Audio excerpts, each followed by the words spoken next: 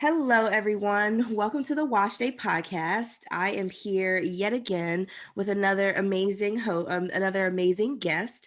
So on today's show, we are going to be talking with Tami, owner of IMENA Salon in New York. Please welcome Tami. Hello, everyone. Thank you Hello. for joining us. And so, what part of New York is your salon in? So we're not technically a salon. What we do is we offer a hair care membership to our client members. So clients sign up to be members, Mhm. and then they can get all-inclusive hair care services for one price. And we have different salons and stylists who sign up to be a part of our collective. It's Mhm. called the IMENA Collective, and then the client members can choose their stylist and their location where they want their hairstyling services to take place, and they pay the same price no matter where they go, no matter who they see. So it's a really great way to get some versatility in your I hair love care that. routine. And we also do home and office visits as well. We used to have a salon Yes. location, but this we find this way works really well for people who live in different locations. That's fabulous. So, a little bit of a reference back to the first season, episode 3 with Aziza. She is the one who mentioned your salon. And so, back when she lived in New York, it was probably the salon. So, I'm so glad to hear that you have evolved and now it's a collective and it's spreading out to many people. Yeah, the salon was great. We're thinking whether or not we want to open, an exclusive Imena location again. Hmm. But a couple years after we had the salon, we started including different salon locations and different owners Hmm. into the plan. And what we found was that it was a great way to expand the business and include other salon owners into the journey, Hmm. because a lot of the same conversations were being had with different salon owners as far as retaining staff and Mm. getting new clients and all that. So we were all having some of the same issues, and so what the collective does is help solve that problem. That is fabulous. We need a collective. We need places to go. We need people to stamp it and say this is for us, and we know that when we go there we can trust it and we can, enjoy ourselves. Yeah, that was the whole idea behind it. All of the salons and the stylists agree to the base, ways of operating, as far as like not having clients wait for service, really honoring their appointment times and their appointment days. It's so we work together as opposed to like having a competitive, spirit, salon against salon. We really focus on working together and giving the client members a great experience. How did you get the idea to start providing like monthly services for your your clients? Sorry, patients are mine. It's okay. Clients are yours. Yeah, well, I started the business back in 2008, and um I wanted to bring something different to the space. And so I had asked myself, well, what is an issue with the space that the industry is having right now, particularly when it comes to servicing women of color? And so you talk to women of color and they say the same thing, myself included. Like, I'm not an exception to that rule. When you go to the salon, you're waiting around forever. It takes up your whole Saturday, your whole Sunday. The price is different every time you go, depending on who you see. Mhm. You're kind of punished for having long, thick hair. It takes Yes. more time, or they're offering you a relaxer, because they want the job to be quote unquote easier. Mhm. So I said to myself, if I was going to get into this space, I wanted to add value to Yeah. the space, and that's how the membership was born, and it's gone on from there. Fabulous. Is it the Queen membership? So that was the old name, the Oh, IMENA Queen membership, because when okay. I started, it was really about solving the problem for women, Yes. making sure that they felt comfortable and they felt valued and their hair texture was taken seriously. Mhm. But what I found, once we got going, is that men had some of the same challenges. And so Mm, now mhm. it's just called the IMENA membership, so that it includes men. Like, we have men members who have locks, or I who have love it. loose natural hair, Hmm. who want to get it styled. So a good portion of the clientele we have are men. That is awesome. I love that. I love that. The IMENA membership. Yeah. Very nice. So essentially you're going through like a rebirth. So you had, IMENA before and you guys are reorganizing and, putting it out to the masses. And now it's like opened up, like the umbrella is larger for everyone to feel supported and validated and taken care of. Yeah, I mean, the business has morphed several times, since Mm, its inception. When I first started, I was in graduate school, so I was working from home, really polishing up the membership and really working out the tweaks and how the flow is going to be, making it make sense. Getting used to pitching it to people because people mm, had never heard of anything like this, and getting them comfortable with the idea. And then, once I graduated from graduate school, opened up a salon space and transitioning into that. And how does that work now that you have other people working with me, other stylists? mm-hmm, And do I want them to be W-2s or 1099s, or, like what type of partnership is this going to be business wise? And how does the membership need to change and adjust to accommodate for now being in a salon space?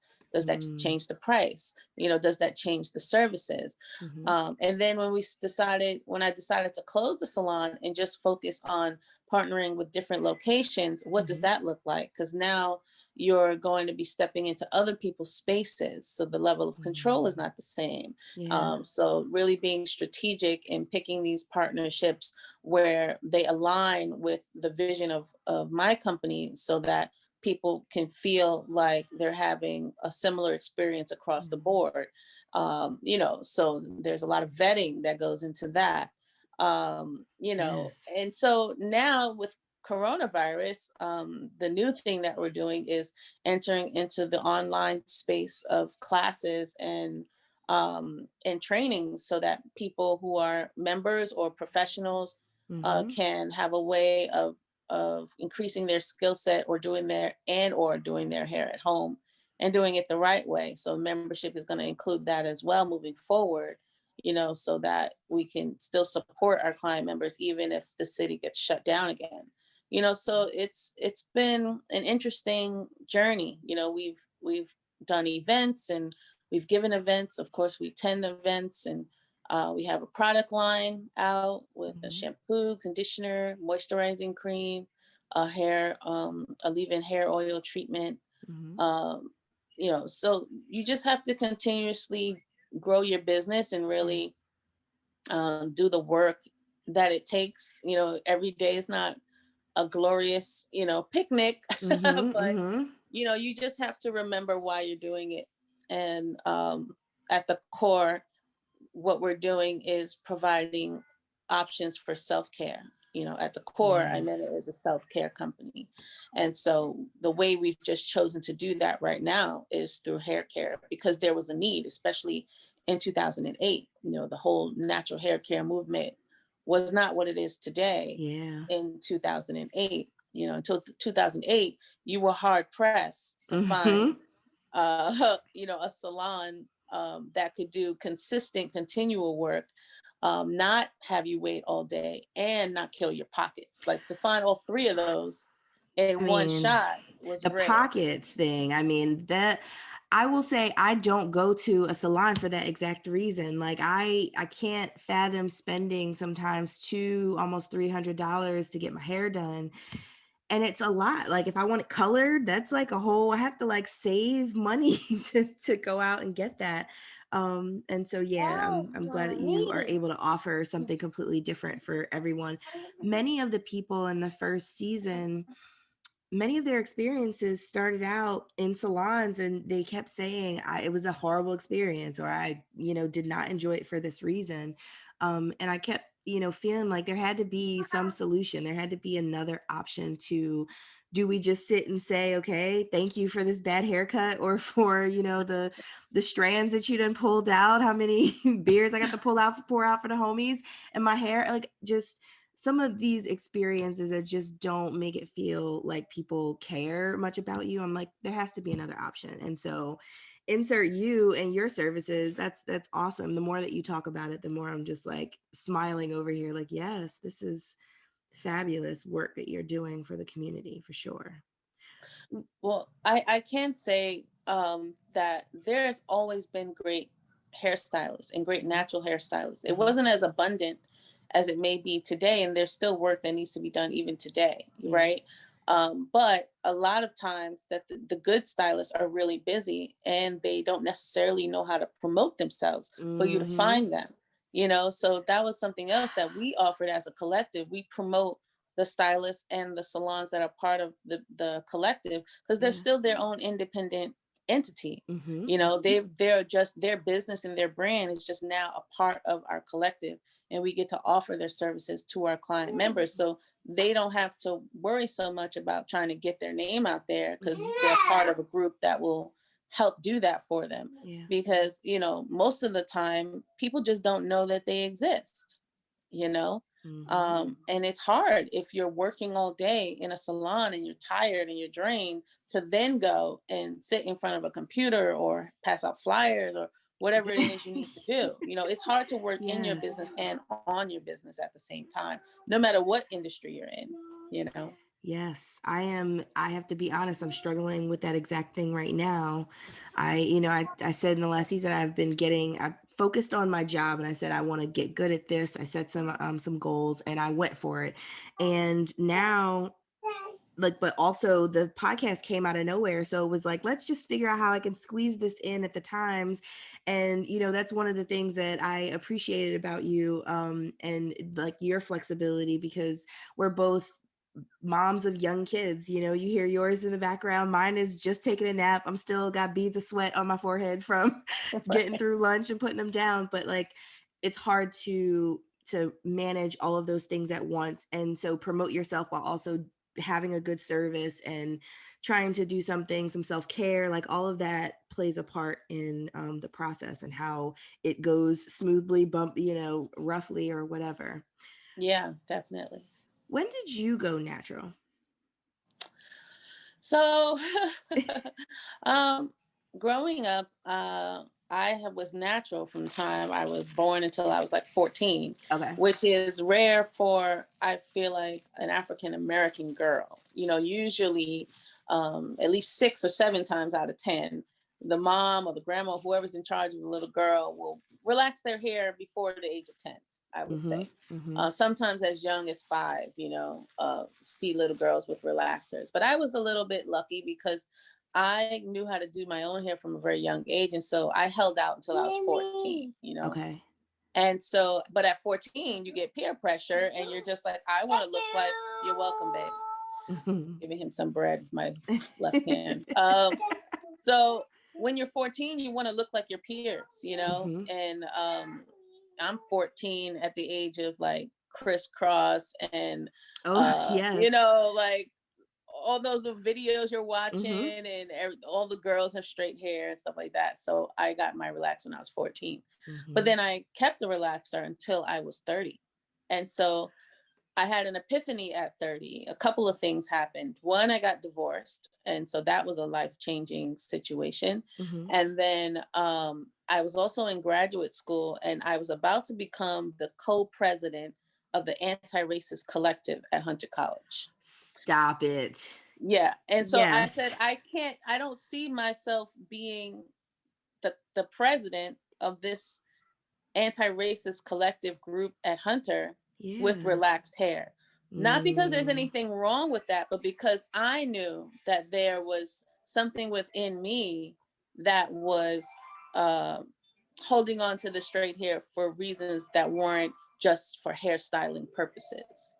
What were they You know, it for? wasn't it wasn't just hairstyling. It was like a fear of going natural and what will people Mm. think of my hair and da da da da da. That Mm-hmm. same dialogue that goes on in most women's minds when they think about going natural for the Yes. for the first time. In my experience, it was the first time as an adult. Mm-hmm. So I said, for that reason alone, I have to cut it. You know, baby, turn that down, please. Isaiah, turn it down. Turn it down. So for that reason alone, I had to cut it and go natural, because I had to prove to myself that I loved who I was as I was, you Mhm. know, and a big part of that was my hair. Mhm. And so, and also just wanting to be an authentic representation for myself while I'm a part of this group. Mhm. So when I was 30, it's so funny. I went to a very popular salon here in Harlem, and I cut my hair. And you know, when you're cutting, my hair was like past my shoulders, straight, long, Yeah. healthy. Mhm. And you know, in our community, if you cut off a healthy head of straight hair, you're like committing the ultimate Yes. crime. Yes, you are. How dare you? So, Someone else can have your right. hair. Like people didn't understand it. They thought I was having some sort of crisis. And I'm Mm. just like, you know, this is an internal decision that I need to make for myself in this point in my life. So I cut my hair, and I just remember feeling all of this anxiety in the chair. Mm. Every chop was like, you're not going to look pretty. Every chop was like, what are you doing? You're Mm. cutting off your crown and glory. And it's Mm. just like, and the best thing that could have happened to me, even though he cut my hair crooked, the best Oh, thing that could have no, he happened to didn't. me, No, he did not. yeah, he did. Absolutely, completely crooked. Like I'm walking out of the salon, and it's literally like an inch of hair on my head, supposed to be like a taper cut, and like an inch of hair, and it's crooked, you Oh know, my all over. God, But the no. best thing that could have happened to me is that when I walked out, this guy said, "Nice hair, sis." Like I hadn't gotten 3 steps out the door. And you know, Yes. for a woman that's always been complimented on their hair, right? Mhm. Like you're taking away one of the things that makes you feel beautiful. Yes. And so now you have to find a different definition for yourself. But then here comes this stranger who validates that you're still beautiful Mhm. even with this short hair, right? Yes. um and in that moment I needed it, because I Mhm. needed just confirmation that I was on the right track, Yeah.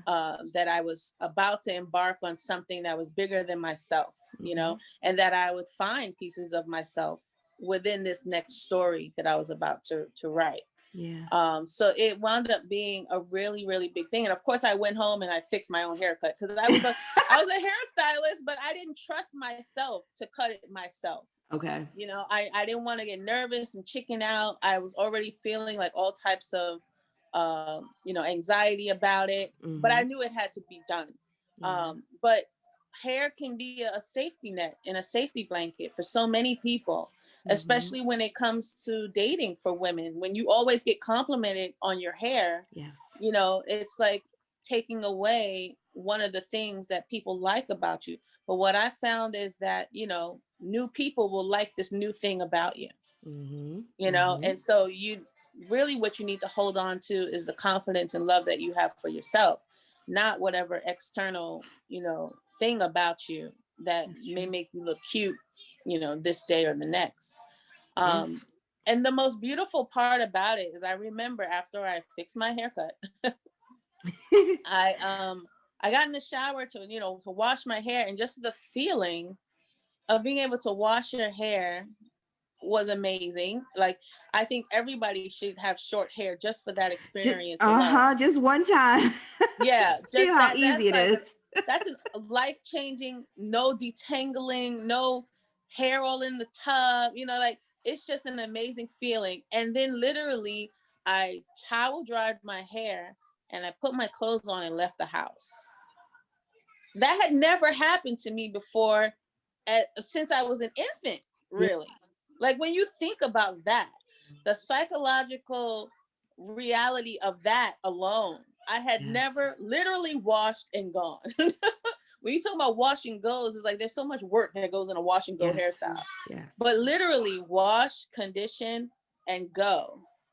That had never happened before. And the level of freedom that you create for yourself Yeah. during that time is like amazing, Mhm. amazing. And everyone should experience that while they're young. I know a lot of women cut their hair when they're older, but they're doing it so they have less work to do. It's easier to Yeah, yeah. manage.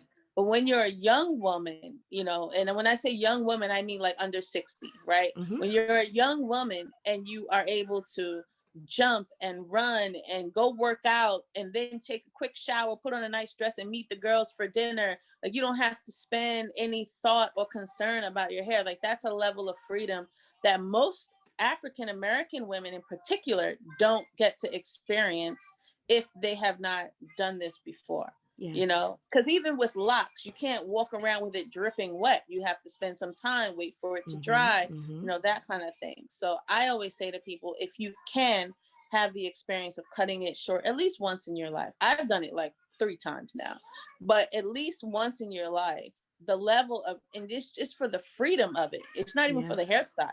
It's to experience that level of freedom, because there aren't many um, times in life where you get to experience that level of freedom. And so that really stuck with me, that experience. When you walked out of the salon or the barber, and that guy gave you that compliment, one of the things that popped in my head was a lot of women have a fear of when they cut their hair that they're going to be misgendered. And they feel like that's going to impact their dating situation, or that they're not going to look feminine or whatever. And you made a very awesome connection to the psychological experience of this all. And can you, as a stylist and as a businesswoman, kind of discuss the type of emotions that you see involved in the natural hair process? Yeah. So it's interesting because I'm also a psychotherapist. So I that's something that's separate and aside, you know, from what Yeah. I do with the IMENA business. But there are major connections between anxiety, depression, stress, and that is directly correlated to hair, how women feel about their hair, and their perception of how other people view their hair. And I created a wonderful documentary called Beautiful. It's on YouTube, so anyone can go see it. And I interviewed these 3 women who had completely different backgrounds, interviewed them separately, and asked them the same questions about hair and relationships. And what we found, ironically, is that it didn't matter where you grew up, it didn't matter your childhood background. They all had very similar experiences with their hair. That included everything from being like mild anxiety at the workplace to like suicidal ideation, you know, and not wanting to be here anymore because of the way they were perceived, Yes. based on a number of factors that included hair. So hair texture, skin type, body size, you know, and so hair is just compounded onto all of those things. And there are certain demographics of people that will never have to experience that stress because they don't fall into the category of the kinky, curly, coily hair type. So it's a specific stress and anxiety that's produced because of the way the world perceives it, because there's nothing wrong with it, right? So you just have to work harder to ignore all that societal noise that comes with having a kinky, curlier hair type. And I think now society is starting to catch up to the fact that we've kind of had this wrong. Like, this hair type is beautiful and it's diverse, and you know, you can do everything with it, really. So media in particular is really starting to embrace it more, which allows everyone else to start to embrace it more. And so there's always been those people who have always embraced it and always loved it, but they weren't always the majority opinion, and they weren't always the ones in positions to make decisions about hiring, about military, right? Like, they just approved braids in the military. That's crazy. Okay. And there was a fight about it, like a huge fight. Like they said, okay, you can have them. And then they were like, come on. Like, you should not be punished for how you were created. You know, and you shouldn't have to alter yourself in order to feel happiness. So it's not necessarily the hair itself that people have a problem with. It's it's how the hair is perceived by everyone and how people are treated. And when you go to the salon and someone's like, are you going to get a relaxer today? You know, that's telling you that you are not good enough the way that you Exactly. are. And Exactly. so even if you love your hair, you hear that enough, it starts to weigh on you. Whether you act on it or not and get the relaxer or not is not the point. The point is you have to be inflicted with that harm Mm-hmm. Mm-hmm. everywhere you go if you're around people who are ignorant, you know, and you don't know if people are ignorant until you're around them. Exactly. So it Exactly. can be, you know, it can be very stressful. And when you think about hair, you don't think that it would cause so much damage, you Yes. know, when you're thinking about hair texture. But you have to remember that it's not the hair that's causing the problem. It's the Mm-hmm. perceptions of people around you and them inflicting their ignorance onto you. Mm-hmm. And that hurts you. And it's a compounded hurt that happens since you're little. If you have a parent that constantly says to you, you can't walk outside looking like that, from the time that you can look, like, be aware of your Mm-hmm. hair and your Mm-hmm. texture, then that conversation wears on you. We got to do something with that hair. You can't walk outside looking like that. That Yeah. translates to I'm not good enough to walk out as I am, you know. And everyone wants to look quote unquote nice, but you have to be very aware of the language that you use. Mm-hmm. You can, you know, you can say that in a different way and get the same point across, like, oh, let's put your hair in a ponytail before we go, Yeah. or let's put your hair in some braids so it doesn't get tangled while we're outside. You know, Mm. that doesn't have a negative connotation to it, Yes. but people don't take the time to rephrase because they're not even aware what they're saying is damaging. And so a lot of the work that we do, even with the women, mostly women, because men don't really have this problem when they come in our chair. It's really the women. When they Yeah. come and sit in our chair, we are very aware of the language that we use. And I personally even correct women on the language they use about themselves. You Mm. know, when they say, oh, can you do something with this? And like literally like pointing to their own hair as if Yeah. it's such a huge problem.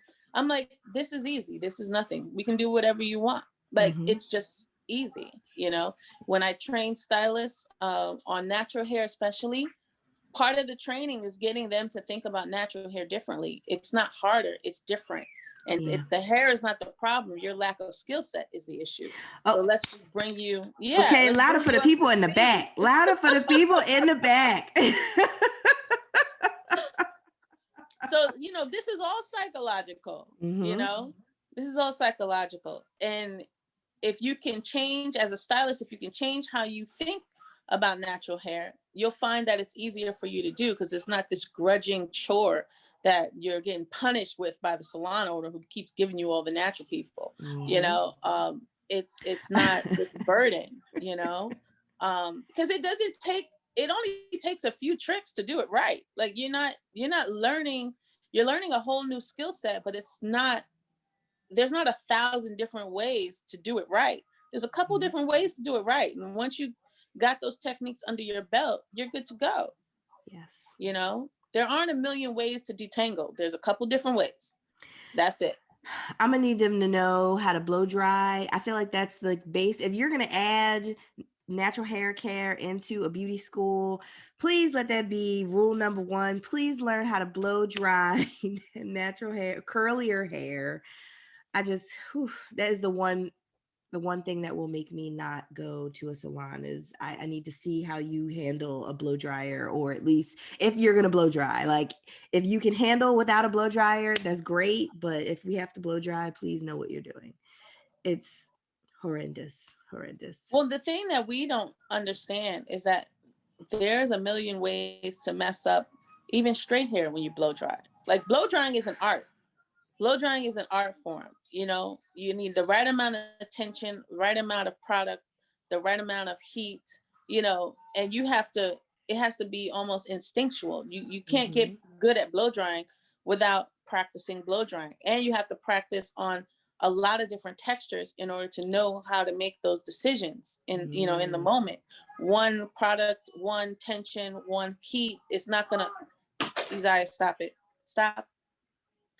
it's not going to work for everybody. You know, it's an art form, and you can mess up someone with loose curly hair. You can fry them. Someone with Mhm. already limp hair, you can make it even flatter so it looks flat on their scalp instead of bouncy and full of body. Oh You my know, someone goodness. with very coily hair, you can damage the coils if you use too much heat, because their Mhm. hair is actually fine, and you think because it's coily, it's strong and can take all this heat. Like, it's an art form. It's not just because it's natural that it's Mhm. harder to learn how to do. It's a skill set, and you have to be open and willing to learn it, Mhm. or just say you don't do it. Yeah. Yeah. You know, the hard part is when people say that they know how and they don't know how. You know, they're just trying to get paid, and it's like, yeah, I can do it, and then you walk out with a frizzy do, Yeah. you know, a lifeless do. You know, just Yep. say what you can do and what you can't, and That your is career will be better for it. any career. That is any career. Just know what you can and can't do, know what your skill Right, set is. Some people, as a psychologist, people assume that I'm supposed to know how to handle every single problem. I know how to handle every single problem. Am I good at every single problem? Like, helping people get through that every time? No. So if right, you come to me with a certain thing, I'm going to be like, listen, this is how far I can take you. And then after that, if you have all of this, going on, I need to refer you so that you get the best treatment. And if right. I can't blow dry, I'm gonna pass you along to my friend who knows what they are doing. But not everybody has that humility or has the ability to kind of do that. It's a pride thing for So sure. the good thing about the membership too is if you have a certain thing that you want, let's say it is a blow dry, Mm-hmm. we recommend to you who on and part of our collective would be great for you for your hair texture to do that blow dry style, you know, so you're Mm, not kind of fumbling around in the dark yeah. trying to figure it out, you know. And if you want another style another day, and that person you went to doesn't do that or is not great at that, you can say, well, Mm-hmm. who's great now at two-strand twisting natural hair? We say, oh, we'll try this person over there, Yeah. you know, in our collective, and we'll book an appointment with that person. And no one, because we're working together, there's not this spirit of competition. You Mm-hmm. know, we're all working together for the betterment of the client and their experience, and to make sure that they get the service that they need. Yeah. So membership has its perks. Mm-hmm. What I guess what things should people consider when they are trying to look for a hairstylist or book a hairstylist? So you know, reviews are always great. So you want to look at reviews, but you also want to actually speak to someone maybe who has gone to that person, Mm-hmm. and really get their view. And also, you can book a consultation and see if you can meet with the stylist in person, because I feel like vibe is a really important thing. Yeah. Um, can you turn that down, please? Oh, okay. He's being feisty because he knows I'm on an interview and I can't really snatch I him don't I up don't right hear now. anything. I don't hear a thing. Yeah, we're gonna have a conversation when this is over, though. It's But okay. I said Enjoy that I it. asked my son to help me clean up last night. He was like, no. He was on the phone with his grandma. I was like, oh, okay. Time to get off Okay. the phone. Boop. But yeah, so I mean, part of it is a leap of faith, but Mhm. as much research as you can do, the better. Um, People like us because, like I said, we are able to pair you with someone who we know can do the work that you need done. So Mhm. we've already vetted them. We already have members who have gone to them. You know, so it's a pairing instead of you kind of figuring it out from scratch. Mhm. Um, but if you are looking on your own, I would just say reviews, talking to someone who's gone to them. Mhm. Most everyone has an Instagram page right now. If they've Yeah. done any lives where you can see their technique, you know, in video at least, then that would be good. You know, just as much research as you can do that makes you feel comfortable with going to them. Mhm. And then I would say, when you go to them, don't have like your first time be for your wedding or graduation, Yeah. you know, like Yeah. just book a regular appointment with a style that you are familiar with and happy with, and you know how it should come out and how it should feel. and see how they do with that. If you're a person who always, twist your hair at home or at another salon that you were happy with in the past, you know how that should feel, how it should come out, the process of it. So go for something that you've already done, so you have something to compare it to, and then don't be afraid to ask questions. A good stylist will be willing to answer any questions that you have, especially it being your first time out. They'll welcome any questions that you have and be able to answer them. And if they can't answer them, they'll just let you know, I'm not sure about that right now, let me check on it and get back to you. Are there any egregious errors or misinformation in about hair care in the natural hair community that we need to correct ASAP? Like, I don't know, sometimes it's like, I'm sure like 5 years ago it was don't put grease on your scalp. Is there anything now that's going around that you're like, please stop doing? Like, I have too many people coming to me with this issue. So keeping like weaves and braids in for like 2 and 3 and 4 months is a huge no-no. Okay. I always tell clients that they shouldn't leave an extension style in for longer than like 2 to 4 weeks tops. Really? 4 weeks is really tops. Yeah, because when you think about the fact that you lose on average about 100 strands of hair a day, if your hair is all tied up in the extension, there's nowhere for that loose hair to go. Isaiah, I'm on the phone. There's nowhere for that loose hair to go. And so it just gets wrapped around your natural hair. And then when you try to go to take it out, you're losing a lot of hair because it's the loose hair. Plus the healthy hair is snapping off because it's all tangled up in those strands. So it's not a good look. I know that extensions are expensive. I understand that they take a lot of time to do.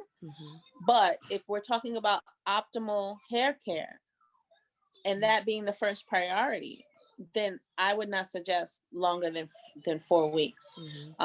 That's a very long time to lose 100 strands a day and have no place to go. And we're not even talking about sweating. We're not talking about working out. We're not talking about dry or flaky scalp. Like, none of that stuff has anywhere to go. It's all still in there, So you have, even if you wash the hair, it still is not, it's coming out, but not as much as it should. So you want to be able to get that stuff out and to take care of your scalp. So as far as the grease situation, grease is one of those things that it feels good on the scalp when you're putting it on. And it makes the hair really shiny, but it's not really doing anything for you. It's not really moisturizing, it's just kind of sitting on top there. And it can cause buildup, so if you must have a greasy product, if you like the feeling of the grease and you need it, you can use something that's more natural, like a cocoa butter or shea butter, raw. Add some essential oils to it, like almond oil, jojoba oil, to make it really thin, and you can kind of use that. It's not the same as grease, but it will kind of ease any itchiness that you have, on the scalp. So you can do that. But the commercial grease that's out there, like the green grease and the coconut grease, and it's really just petrolatum oil, which is a mineral oil, which is not great for the scalp to breathe and to really get the air that it needs, to be healthy. So any other myths out there? I know that there's this whole idea. Can go ahead. Is it possible he can turn the hold on. You're competing with him in volume. Okay, listen to me. You have to turn it down or I have to take it. Okay? No. So leave it right here so I don't take it from you. Okay? Yeah. Okay? Thank you. Mom. You can eat the orange. That's fine. So the buildup issue is so I've been talking in the past episodes about my concern. I have dermatitis, and so I get a lot of buildup, and about About a month is as long as I can go for a style, and usually my scalp is like, "Hey, girl." Like, first of all, my scalp is very temperamental with like what kind of hair I put up in there, and I got faux locks at one point, and the faux locks irritated my scalp so much. I had to like take them out within like a week. I was like, this can't I can't live like this. Um, but a lot of people don't know about that, so I'm glad that you were able to say that. They're not going to like what you had to say about the tension on the hair, but traction alopecia is a real thing, and people are wondering why it's out here rampant. And you just gave one of the clearest indications of why. Yeah, as far as traction alopecia, I mean, it's so much easier to keep the hair you have on your head than to snatch it out and try to grow it back.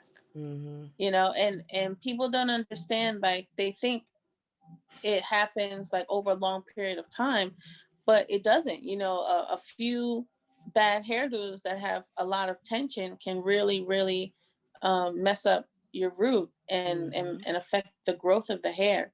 So you really have to be careful with that.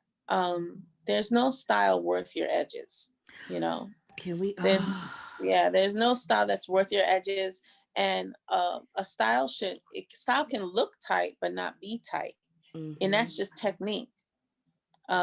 So you don't have to Hmm. grab it so tight in order for it to look tight and neat, and that's just a technique that the stylist has to learn in order to do that. Ow, ow. Yeah. I love that. We don't have to put that on a shirt. There's no style worth your edges. Like No, there's no style worth your edges. you I mean, can't. because and yeah, there's so many things in the world that's gonna make you lose your hair anyway. Hmm. Age, Hmm. giving birth, you know, has your hair falling out. Lack of vitamins has your hair falling out.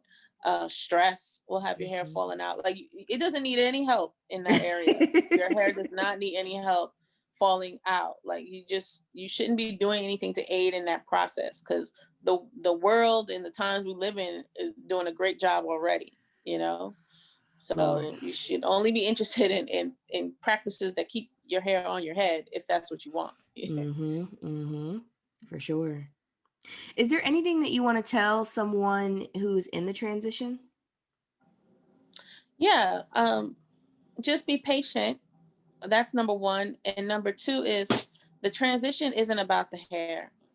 You're going to go through so many different emotions, so many different ideas of who you thought you were and how strong you were transitioning.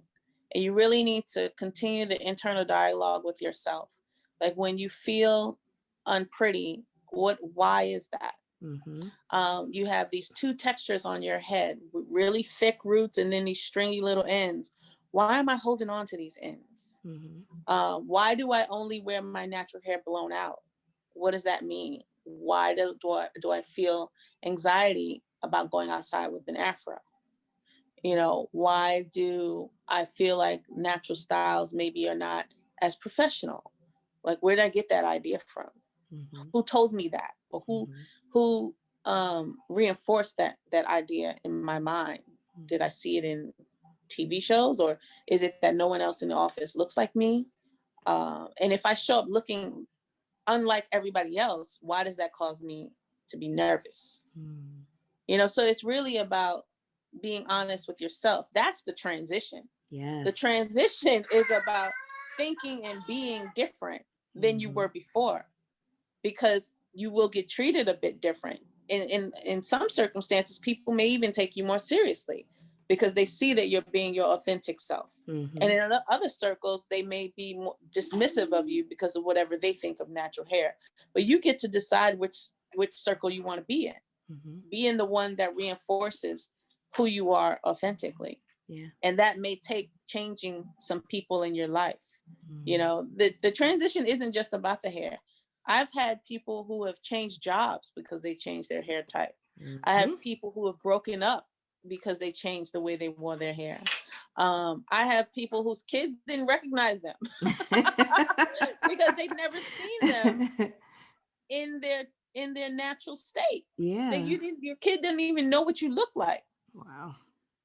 when you think of it that way, that's incredible. It is. It really is. We don't stop to think about No. what is happening to us when we're living our life. Like, and that was Right. the biggest thing I found in my research. People sat down and we were talking and they're like, I had no idea I went through this. And like, I'm digging and I'm like, but you don't really sound happy. So like, what happened there? Like, people want to skip past that awkward, uncomfortable stage where they didn't like themselves. And it's like, that has so much information in it in that time frame. And I, was very interested in the full transition, but I found that a lot of people were not so willing to talk about that, some of the earliest days that were the most uncomfortable, that had the most icky feelings, that caused so much shifting in their life with the people who were involved, whether it be work or family or friends or significant others. It was just, yes, this is what you went through, and this is how much your hair mattered in your life, and now you can see it. Yeah, especially, especially for the ones who have used it as a safety blanket. It's the thing they get complimented on the most. And Mm-hmm. now you don't get complimented on it as much anymore, maybe, or Mm-hmm. by the type of person that you used to get complimented on it by. You know, things shift and you have to find out who you are outside of these hairstyles. You have to Yes. find out who you are outside of conforming to what is considered beautiful in the society. Who are you? And do Mm-hmm. you still value that person? And can you find what's important and what matters to that person? Now, instead of spending, 6 hours at the salon every week, you have 6 hours to do whatever you want. What are you going to do with it? Like, what are you going to do with it? My toy. Can you please plug it back in? Okay. You have to play with your toy because I can't plug it in right now. Oh, here. Do this one. Okay. You do this one. Hold on 1 second. Sorry. I want apple. Okay, you got it. Okay, we'll let that one charge. Yeah, so you have to find out who you are again. And your place in the world. It shouldn't be like that, but Mm-hmm. it is. And for those people who decide not to stay, that's devastating because Yeah. there's so many women who decide, well, I'm going back to relaxer. This is too difficult, Yeah. and they have the right to do that. But Mm-hmm. what I find sad is that, are you choosing a hairstyle because you just prefer it? Or Yeah. are you choosing that hairstyle because you don't think being natural is good enough, or it's too difficult, or I don't think it's beautiful, or stuff like that. Like, I believe in versatility with hairstyles. Yes. I believe that you should be free to do whatever it is that you want. But I don't think that you should choose a hairstyle because you feel inside that it makes you more valuable. Mm-hmm. That's when there's a disconnect and there's a problem. um, in a perfect world, you'd be able to switch back and forth at will, Yeah. cut it off, grow it out, color it, blow dry it, twist it up, lock it down. Like, it should be like choosing a purse, Yeah. honestly. It shouldn't have any more value or thought, but besides picking out an outfit. Well, I'm gonna go with jogging pants today, or I'm gonna go with my collector item, Jordans today, or I feel like a stiletto heel day. Like, it Mm-hmm. should be as fun as that. And Yes. hair is just not that. It's not like that. Yeah. It holds a lot more weight than that, especially in the minds of people, your mind and the people around you. Because you didn't Mm-hmm. just come to these conclusions on your own. You weren't born thinking that natural hair was less than another type of hair. Mm-hmm. That has been embedded in you from everything around you. Yes. And we think it's bad here. It's worse around the world. It's People, worse. yes. When I travel around the world, it's, I mean, I haven't been everywhere, but I've been to a couple different countries, and it's not better there. It's Mm-mm. worse. you know. Anytime that I come across someone who has curly hair, so one of my professors in my doctoral program, I believe she was Indian, and she actually had really curly hair, and she said that basically, I'm sorry. I was over here thinking whether or not I said that she was from the wrong country, erroneously. But anyway, she had curly hair, and she kept saying, in my community, we have the same thing. Like, my curly hair is less desirable as than my sister's who has straight hair, and vice versa. I've been a lot of places on the internet, and a lot of people have been saying that, and the podcast is actually resonating around the world at this point. And so it seems like these natural hair concepts and this journey, this experience, it's poignant for people. What do you think we can do to, I guess, support women, support others, so that we can have more of an inclusive experience, that we can kind of welcome people in to have the freedom to wear their hair wherever they want? And they're like, the natural hair community gets this idea that we're like a cult, or like that we're like trying to lure you in and not let you go forever. What are your Um, thoughts? I just want to make it clear that there's a difference between something being not as desirable Mm-hmm. and something being unacceptable. So when someone else of another ethnicity or race tries to kind of compare that experience to a Black woman's experience, I get that they're trying to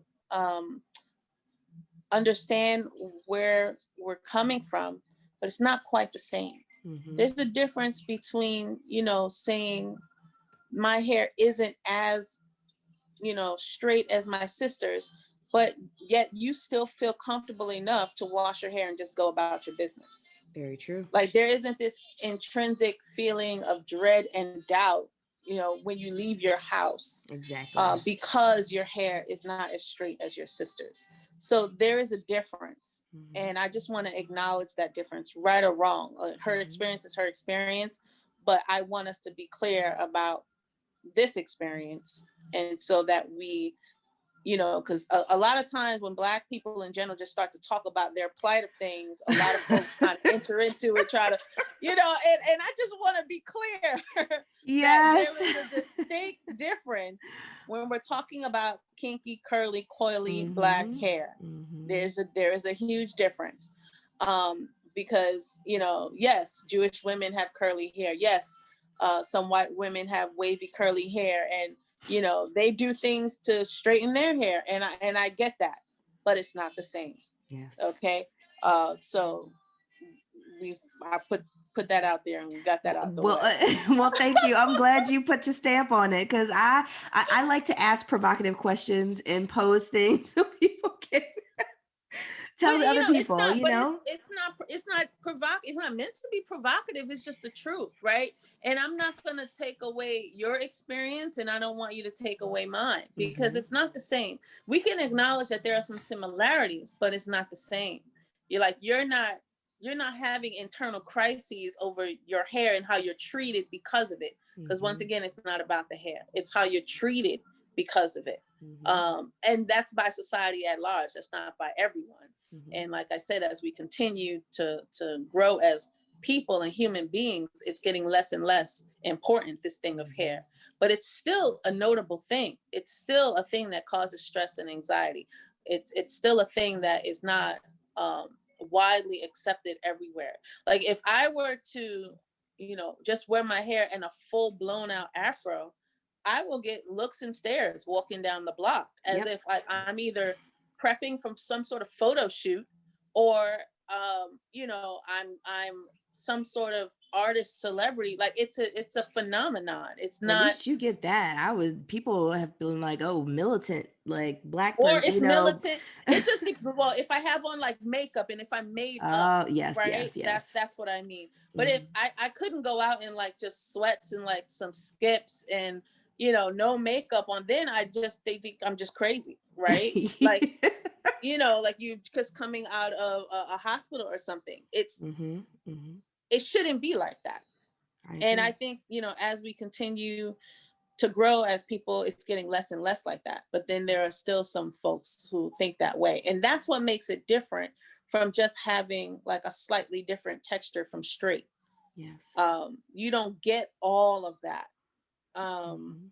And there is so like, texture shaming. Like, I mean, the people who are yes. saying like they understand our experience and they feel like they understand what we go through, they are still in the area of like desirable hair. Like people still want to have their hair. There are very few people who look towards the latter end of the hair texture situation and say, oh, I think your texture is beautiful. Of course it is beautiful, but there are other people, like even Black people, who go natural and they're like, but my hair doesn't look like that person's hair, or my hair doesn't look like yours, I can't pull off that look. And it's like, no, you're not going to pull off my look, but you're going to find your look. And so there's a difference between all of that. And texture shaming is such a large part of the natural hair community right now. It's a very hot button issue right now, because with the emergence of YouTube and with the emergence of any kind of the Instagram, like it's all visual. And sometimes Yeah. what we know about marketing and advertising is that Black people tend to get marketed towards using a person who's fairer skin with looser curl patterns and kind of considered the desirable look. It's like if you use the shampoo and you use the system, you'll have hair like that. No, that Hmm. is a Hmm. completely different hair texture than yours. It's not going to look like that. Hmm. I don't know how much, I don't care how much it's moisturized. Yeah, and you know, that's why it's important to have folks who look a lot of different ways in positions of power and Mm, grace, and on film and in videos and podcasts and commercials. And because you have to see that these people who look like you, who have a texture like yours, are valued, yeah. and they are in love scenes, and they are rich, or you know, if you value money, they have families, if you value family. They are the ones that the guy is asking them to marry them. Mm-hmm. Like all of these things influence how you view hair Mm-hmm. and what is considered to be desirable in your community. Mm-hmm. If you don't see examples of that, if all you see is the light skinned girl with the curly hair getting proposed to, if all you see is the skinny girl with the long weave getting the promotion, then Mm-hmm. psychologically you start to believe that you have to look as close to that as possible in order to accomplish these things that you value. You know, if all you see is, you know, the woman on the screen with the afro is the one getting beat by her husband, you know, like that's not cool. No. That's not cool. And all of these things are, I remember when I heard that the movie with that Dr. was it Dr. Dre, the one where Easy E, they were telling their life story, but Oh, they Straight Outta only Compton. cast the girls who were light skinned. Oh I yeah, was just the like, Straight Outta Compton casting yeah, thing that got out. I remember like that. That was actually in my research. that was so hurtful It to find that was. out, because here you are as Black men, Yep. right, condoning this process. And I don't know how much they had a hand in it or not, but at the end of the day, it's your name on this project, you Mm-hmm. know.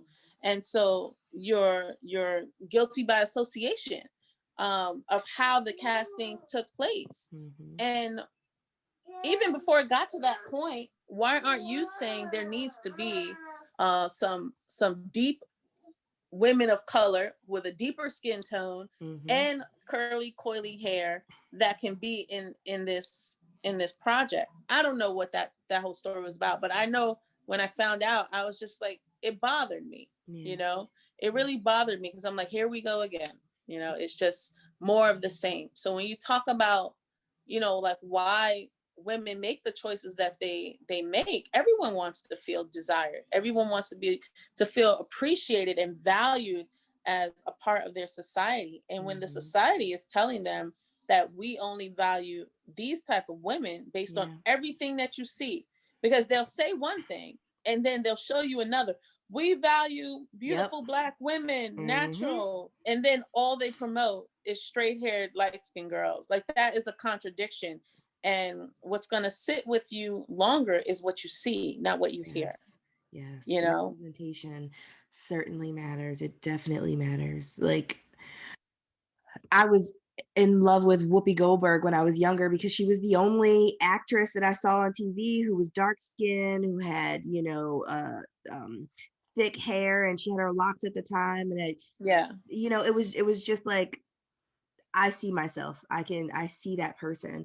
But so the for people who don't know, what Tammy was talking about was the a casting director for the Straight Outta Compton movie put out a release trying to get casting call, or basically a casting call. And so they listed the women that they were looking for, and it was A, B, C, D, E type women. And so A was fair skin, light eyes, small shape, like the what society says is apparently A. And all the way at the back were dark skin with Black women with natural hair, with fuller bodies. And it was just like, are you serious? And it was literally a grade of, it was just colorism. It was a scale of colorism that every woman was divvied up into. And it was very sad. I remember being like, dag, like for me, And myself, like, and I was further along in my self-love journey, but I found myself being like, dag, like I'm like technically like D. I qualify for level D. I don't know. I mean, I feel like I'm A and I should be A, but the way so that they that, did this is crazy. right. And that's the problem. Like, I understand that in movies, you need to cast, certain parts to get Mm-hmm. certain scenes. And if it's true, back in the day, they did a video, there were these type of girls in the video, we need to cast these type of girls. Okay, great.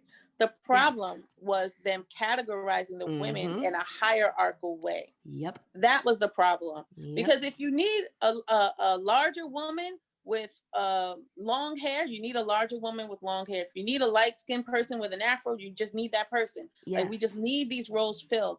But there's a way to ask for them and to have them show up Mm-hmm. without putting them in a hierarchy, saying that this one is best and this one is less than. When you start using numbers and alphabets, 1, 2, 3, A, B, C, we all Okay. know what being an A is, or getting an A is. We all know what being put in number 1 is versus number 10 is. Like, Mm-hmm. psychologically, we know what that means. Mm-hmm. And even with my business of talking about women with hair, I always get asked the question, do I use the ABC 3A to C hair typing method? Mm-hmm. And we don't. I don't. Mm-hmm. I actually created my own because it doesn't. It just speaks to the adjectives of the person's hair. Is your hair dry? Is it curly? Is Right. it S pattern? Is it do you have a moisturized scalp? Do you have a flaky scalp? And so we use acronyms to describe the person's hair, because one, I like that's that. more useful information than to Mm-hmm. say something is 1A or 2B. It's true. That even within 2B, there's a lot going on there, Mm-hmm. that you may not know. Maybe the person's hair is shedding, maybe their scalp is dry. Saying Mm-hmm. 2B doesn't help me with that. Mm-hmm. But saying that the person's hair is flaky, long, and thick, that helps me. And Mm-hmm. so we use a system at IMENA. It's called the IMENA hair typing system, where Okay. it's not based on a hierarchy scale of Mm-hmm. 1, 2, 3, ABC. It's literally just based on adjectives that describe Mm-hmm. the type of hair that we're working on. So when I tell a stylist that the hair is long, thick, and curly, they understand that right away. Like, that they can have a general picture of what is going to be walking through their door, Yeah. as opposed to me saying the hair is 4C, and you know what that hair type is, but you may not know if it's long or short. You don't Yeah. know if it's dry or not. You Mm. don't know anything about it. And so, and it can have the possibility of making the person feel bad, because do you want to be Mm. number 4, or do you want to be number 1? Good point. And so I've always had an issue with Mm-hmm. that particular hair typing system. Mm-hmm. I understand that, it was created to start a positive dialogue about hair. Yeah. I just don't agree with it because Mm-hmm. of the hierarchical system that it's based on. Mm-hmm. You know, when you tell someone they're number one, they're the best. Mm-hmm. And number one is the straight hair. Why is that? Why couldn't they have? I wish they had reversed it even. Yeah. Maybe having number one be the kinkiest, coiliest hair that there is, and Mm-hmm. working your way down, trying to, you know, elongate the hair shaft. Like as the hair shaft gets looser and looser, the numbers go up and up and up. Yeah. You know, Flip it that's a in. whole other Yeah. story. But Well, you no, know, I appreciate you saying that, and I'm glad that you did, because I don't think I looked at it in that way or saw it that way, and that is exactly what it is. So I appreciate that, and I would but like to find another most people way don't. to. Yeah, most people don't. But Mhm. those are the things that work on our psyche, the things Mhm. that we don't even notice that are Exactly. happening. You know, we just think, Mhm. oh, we have a great way to hair type our hair. This is Mhm. perfect. Now we can have the conversation. Yes, that's true. But it's Mhm. also true that every time we say these numbers and these letters, we're we're confirming that we're at the back end, Mm. you know, and so that doesn't help the cause, Mhm. you know. Good. Well, thank you for telling us that. And if you feel comfortable sharing your method or the way that you describe the hair, your description system, I would love to reinforce that on the show and also start to learn new ways that I can share the information and do so in an affirming way. So thank you very much for that. I really appreciate it. Yeah, I'll send you the chart that we use. Mhm. I'll email it to you. And then also it's in my book, The IMENA Method, Natural Hair Care Techniques for All. You can get it on Barnes and Noble or Amazon, on our website too. And you can pick that up if you like. And we'll be talking about it a lot more in the classes also that we're about to start online. So there'll be a couple of different ways to get it. Definitely, definitely, and definitely send me your information, and I will make sure that I post it and get it out to the people, and promote as we begin to get closer to your episode release. I am so thankful that I got an opportunity to talk to you. I know everyone's gonna love this episode and all the information that you shared. You were so very knowledgeable, and you really seem dedicated to women and dedicated to natural hair. Let me just say that, not to just women, but to natural hair and to the community.